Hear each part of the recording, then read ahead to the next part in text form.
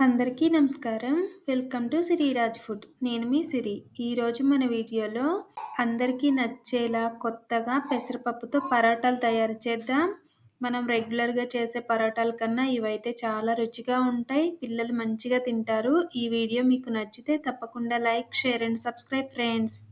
దీనికోసం ముందుగా ఒక చిన్న కప్పు పెసరపప్పు కుక్కర్‌లో వేసి శుభ్రంగా కడిగి పప్పు మునిగేలా నీళ్లు పోసి 2, 3 విజిల్స్ రానిచ్చామంటే పెసరపప్పు మెత్తగా ఉడికిపోతుంది.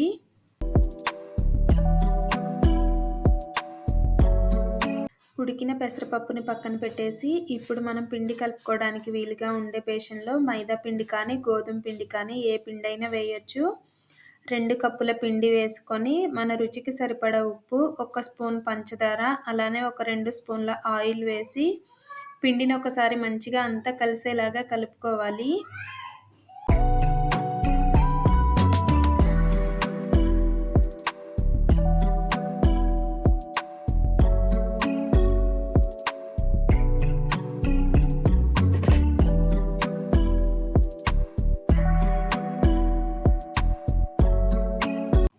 ఇలా కలుపుకున్న పిండిలో మనం ముందు ఉడికించిన పెసరపప్పు వేసి పెసరపప్పు కూడా పిండిలో మంచిగా కలిసేలాగా కలుపుకోవాలి.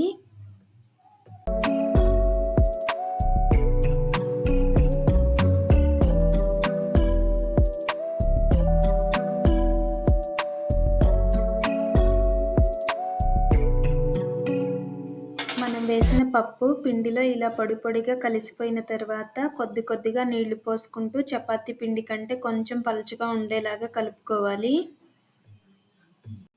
ఇలా మన వీడియోలో చూపించిన విధంగా పిండి కలుపుకున్నామంటే పరోటాలు అనేవి సాఫ్ట్గా వస్తాయన్నమాట. మెత్తగా ఉంటాయి. నైట్ మొత్తం ఉంచినా కానీ పరోటాలు గట్టి పడవు.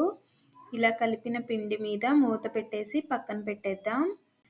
గ్యాస్ మీద కళాయి పెట్టుకొని కూరకి సరిపడా నూనె వేసి 1 స్పూన్ ఆవాలు, చెక్క, లవంగా, ఇలాచి వేసి ఇవి కొంచెం వేగిన తర్వాత మనం ముందే కట్ చేసి పెట్టుకున్న ఉల్లిగడ్డ ముక్కలు వేయాలి.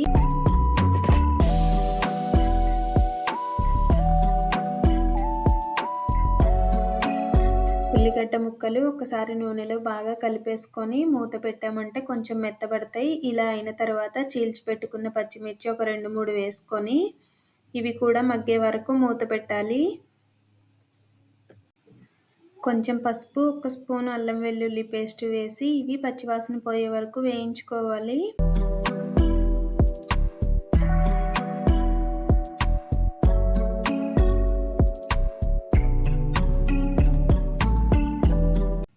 ఉల్లిగడ్డ ముక్కల్లో అల్లం వెల్లుల్లి వేగిన తర్వాత మనం ముందే సన్నగా కట్ చేసి పెట్టుకున్న టమాటా ఒకటి వేసి టమాటా కూడా మెత్తగా ఉడికే వరకు ఉడికించుకోవాలి. టమాటాలు వేసిన తర్వాత రుచికి సరిపడా ఉప్పు వేసి అంతా ఒకసారి బాగా కలిపేసుకొని మూత పెట్టామంటే ఉప్పు వేసాం కాబట్టి టమాటాలు త్వరగానే ఉడికిపోతాయి.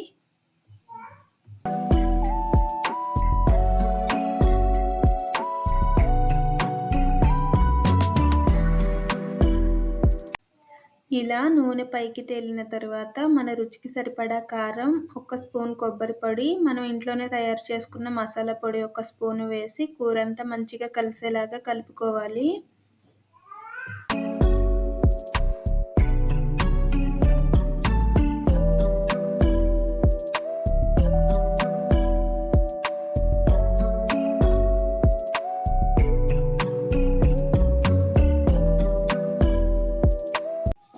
కూరలోంచి ఇలా నూనె పైకి తేలిన తర్వాత ఒక టీ కప్పు నీళ్లు పోసి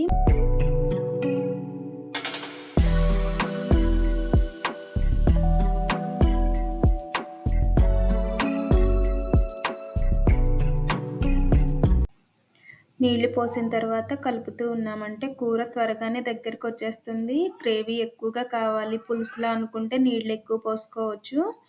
ఇలా నీళ్లు మరుగుతున్నాయి అనుకున్నప్పుడు మనం ఉడకబెట్టి పెట్టుకున్న కోడిగుడ్డు ఒకటి కట్ చేసుకొని ఇందులో వేసి కలుపుకోవడమే.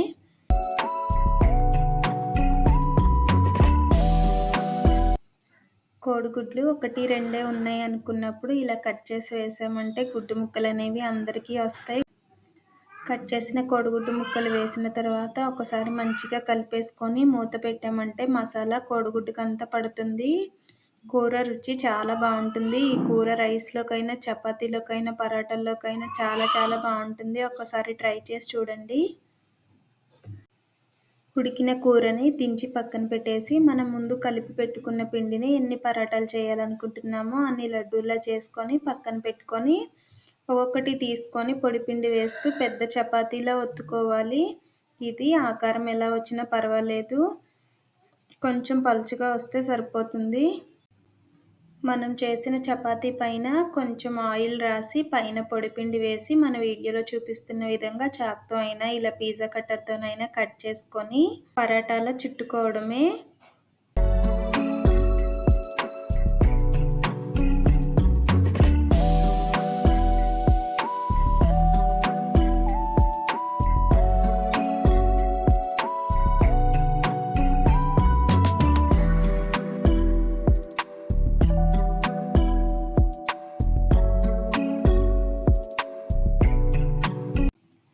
ఇలా చుట్టుకున్న పరాటాని ఇంకొకసారి చపాతీ కర్రతో చిన్న చపాతీలా ఒత్తుకొని పక్కన పెట్టుకోవాలి.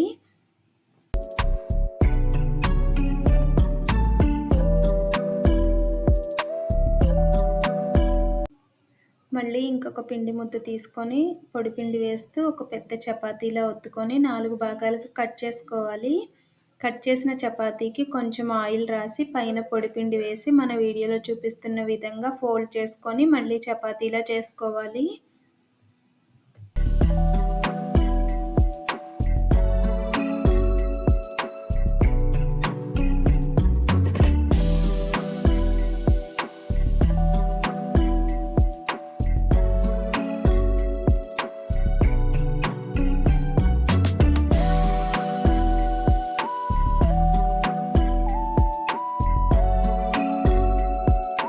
ఇంకొక పిండి ముద్ద తీసుకొని రౌండ్గా చపాతీలా చేసుకొని మన వీడియోలో చూపిస్తున్న విధంగా ఇలా ఫోల్డ్ చేసుకుంటూ వెళ్ళి ఒక్కసారి 2 చేతులతో పట్టుకొని మంచిగా సాగదీస్తూ నొక్కుతూ వచ్చామంటే మనం చేసే పరాటా అనేది లేయర్స్గా వస్తుంది. ఇలా చేసిన తర్వాత పరాటాని ఎలా అయితే చుట్టుకుంటామో అలానే చుట్టుకొని దీన్ని కూడా ఒకసారి రౌండ్ చపాతీలా రుద్దుకోవాలి.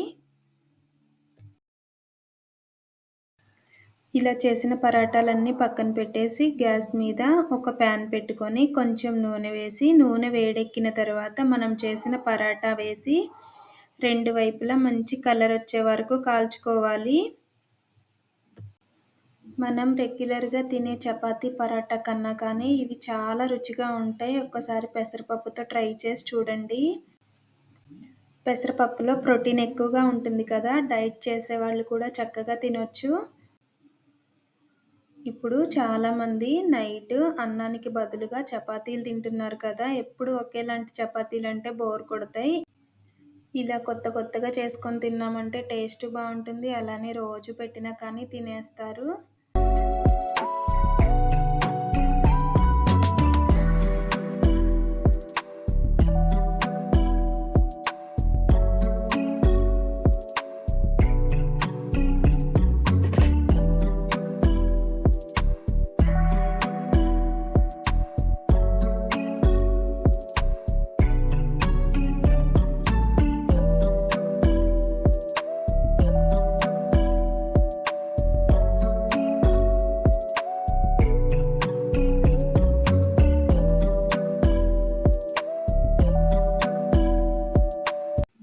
మనం చేసిన పరాటాలన్నీ ఒకదాని తర్వాత ఒకటి ఇలా కాల్చుకున్న తర్వాత మనం ముందు తయారు చేసి పెట్టుకున్న కోడిగుడ్డు కూర ఉంది కదా, కోడిగుడ్డు కూరతో కలిపి ఈ చపాతీలు పరాటాలు తింటే టేస్ట్ అయితే చాలా చాలా బాగున్నాయి.